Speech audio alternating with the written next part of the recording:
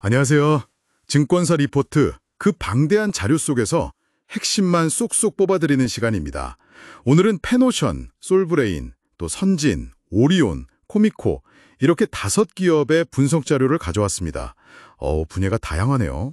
해운부터 식품, 반도체 소재까지 각 기업들이 지금 마주한 상황, 또 기회를 어떻게 헤쳐나가고 있는지 당신을 위한 깊이 있는 분석 지금 시작합니다. 네, 그저 실적 숫자를 쭉 나열하는 것보다는요, 그 숫자 뒤에 숨어있는 어떤 동력이나 맥락들, 이런 걸 좀 짚어보려고 합니다. 이 정보들이 당신의 판단에, 어떤 의미를 더할 수 있을지 함께 좀 파헤쳐 보시죠. 좋습니다. 그럼 첫 번째 기업 페노션부터 시작할까요? 2분기 실적이 시장 기대치에는 부합하는데 증권사 자체 추정치보다는 좀 낮을 거다 이런 분석이네요. 네, 맞습니다. 아무래도 그 해상 운임 지표인 BDI 있지 않습니까? 발칙 운임 지수. 이게 예상보다 좀 주춤했고요. 환율 하락 같은 그런 요인도 좀 있었습니다. 그래서 전반적으로 상반기 건화물 시장은 큰 방향성 없이 그냥 박스권에서 움직였다. 이렇게 보고 있고요.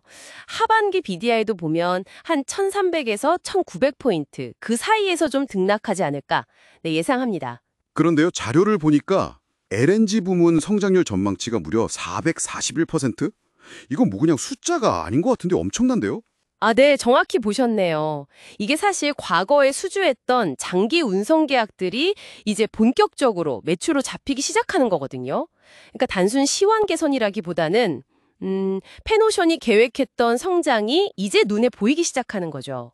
그래서 목표 주가 5,000원에 매수 의견, 이걸 유지한 배경이기도 하고요. 아하, 그러니까 해운 시황 변동성 속에서도 좀 확실한 성장 동력을 가지고 있다, 이런 말씀이시군요. 그럼 이제 반도체 소재 쪽으로 한번 가볼까요? 솔브레인입니다. 2분기 전망은 좀 어떤가요? 솔브레인은 매출은 늘어날 것 같은데요.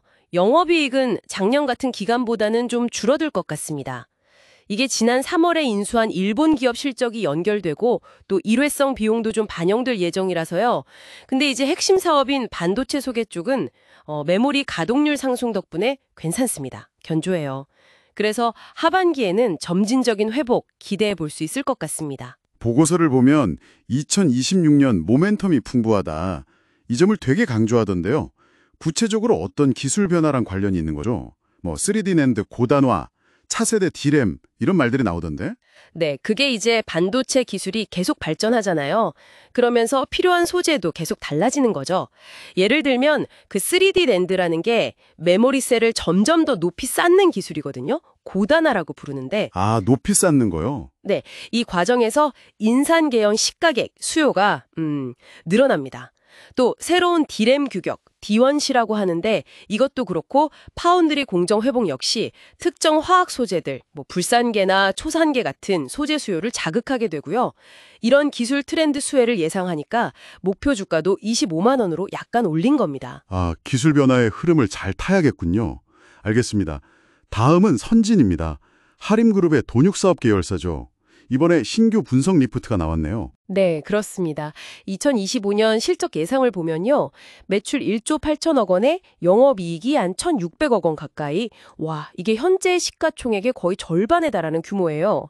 아무래도 곡물 가격이나 환율이 좀 안정되면서 원가 부담이 줄고 있고 또 국내랑 베트남 돼지고기 가격도 괜찮아서요. 실적 개선 기대감이 상당히 큽니다. 근데 좀 궁금한 게 과거에는 실적은 괜찮았는데 주가는 왜 좀 부진했었죠?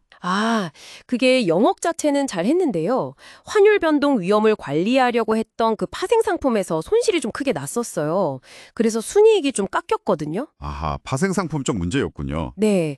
근데 이제 그 문제가 해결됐고 또 업황도 긍정적으로 바뀌고 있으니까 뭐랄까 이제 재평가가 필요한 시점이다. 이렇게 보는 거죠.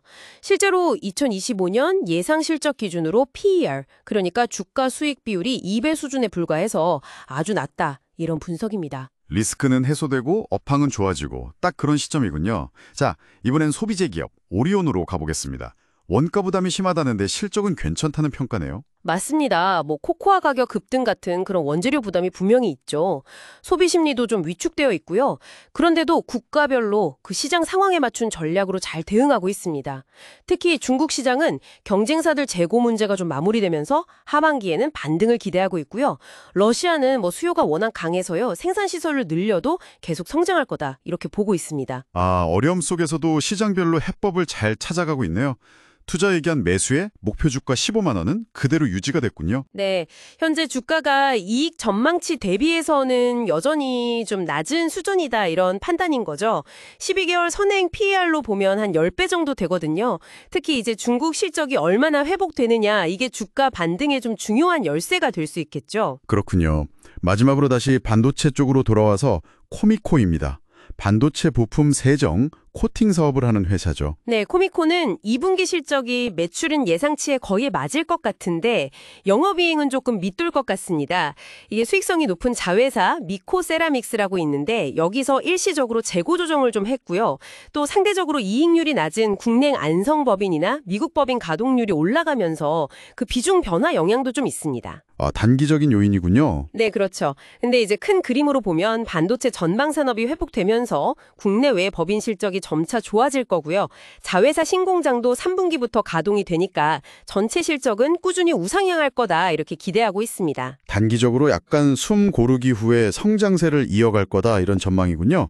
목표 주가 9만 원 유지와 함께 소재 업종 내에서 최선 호주로 꼽혔네요. 네, 아무래도 그 자회사 중복 상장 우려가 좀 줄면서 주가 할인 요인이 완화됐다는 점, 그리고 실적 흐름 자체도 긍정적으로 보기 때문인 것 같습니다. 네, 오늘 살펴본 기업들 처한 환경은 저마다 다르지만 인수합병이라든지 원가 관리, 또 시장별 맞춤 전략 이런 걸로 돌파구를 찾으려는 모습들이 참 인상적이었습니다. 그렇죠. 이 보고서들은 어쨌든 현재까지 나온 데이터를 바탕으로 합리적인 추정을 해서 미래를 그리고 있는 거잖아요.